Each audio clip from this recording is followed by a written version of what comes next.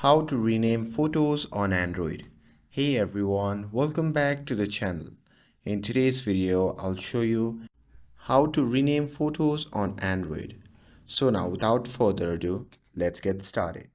So first thing first, open the gallery app on your phone. And here, once you have opened it, simply find and tap on the photo or video that you want to rename. And here, once you are inside the image, you'll see the eye icon at the bottom of the screen. So simply tap on that. And once you tap on that, a pop-up menu will appear. Here, you'll see the file details including the current name.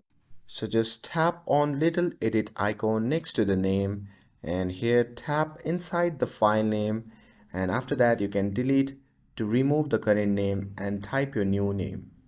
And once you're done with that, you can simply tap save, and after that your photo is renamed and saved with a new name. And that's it. That's how you can rename photos on Android. With this, if you found this video helpful, then don't forget to like, share and subscribe to get updated for more videos.